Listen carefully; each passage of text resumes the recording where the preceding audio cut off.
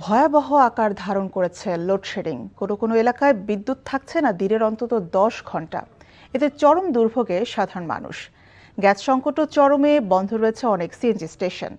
NEET পোশাক শিল্প মালিকদের সংগঠন বিকেএমইএ জানিয়েছে, প্রায় 1 মাসে রপ্তানি খাতে ক্ষতি হয়েছে প্রায় $2 বিলিয়ন।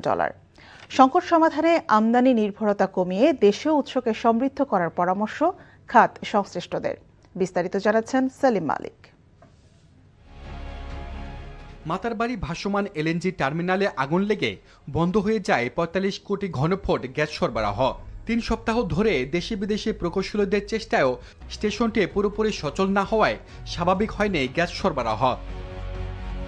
গ্যাসের স্বাভাবিক প্রবাহ না থাকায় সারা দেশে বন্ধ রয়েছে অনেক সিএনজি পাম্প।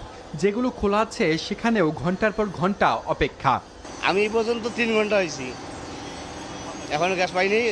পামু আরো কতক্ষণে এটা আল্লাহ পাকে জানে ভালো করে। হাফবেলা গাড়ি চালাই আমাদের আর পুষাইতেছে না। আমরা গ্যাস লইয়েই আমাকে সময় শেষ হয়ে যায়। 200 প্রেসার থাকার কথা, সেইখানে 80 প্রেসার থাকে। 2 ঘন্টার দেই, আবার 1 ঘন্টা বন্ধ রাখি, প্রেসার উড়াই, তারপর আবার 1 ঘন্টা পরে দেই। তবে সবচেয়ে বেশি ধুঁকছে শিল্প খাত।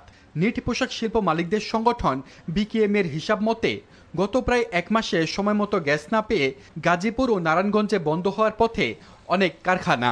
গত 1 মাস যাবৎ যে সংকটটা, এরকম সংকট মানে আমার এই 30-40 বছর লাইফে, আমি ইন্ডাস্ট্রিয়াল লাইফে আমি কোনোদিন এত বড় সংকট দেখি নাই গ্যাসের। 1 মাস যদি আমার এটা উৎপাদন বন্ধ থাকে, তাহলে ধরেন চিটাগং জোনটা বাদ দিলাম, ঢাকা, আশুলিয়া, গাজীপুর, নারায়ণগঞ্জ, নরসিংদী, এই বেলটা যদি আমি আমলে নেই, তাহলে মিনিমাম $2 বিলিয়ন রপ্তানি এখানে ক্ষতিগ্রস্ত হচ্ছে। এদিকে বিদ্যুৎ উৎপাদনের প্রধান উপাদান গ্যাসের অভাব এবং ভারত থেকে আমদানি প্রায় অর্ধেকে নেমে আসায় সারা দেশে লোডশেডিং অসহনীয় হয়ে উঠছে। 1 ঘন্টার মধ্যে 10 বার 20 বার, 10 মিনিট 2 মিনিট থাকে, 10 বার 20 বার করে চলে যায়। এসে দেখি বিদ্যুৎ অফিসে বিদ্যুৎ নাই।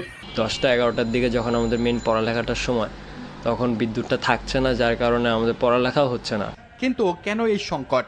উত্তর খুঁজতে গিয়ে জানা গেল 15 বছরের ফ্যাসিস্ট আমলে নিজস্ব উৎসকে অবজ্ঞা করে এলএনজি আমদানিতে অতি উৎসাহ ভঙ্গুর করে তুলেছে জ্বালানি খাতকে।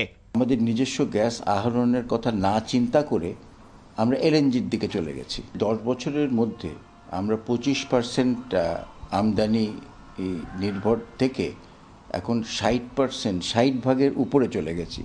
তো এটা তো কোনোভাবেই মানে যেটা বলবো যে সাস্টেনেবল না।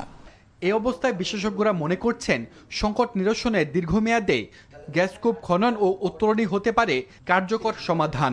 খুব সিরিয়াস সিচুয়েশনে আছি, তাহলে আমরা ওইসব মাথায় রেখে যদি প্ল্যান করি, তাহলে আমরা 10 বছরের মাথায় একটা ভালো জায়গায় যেতে পারব।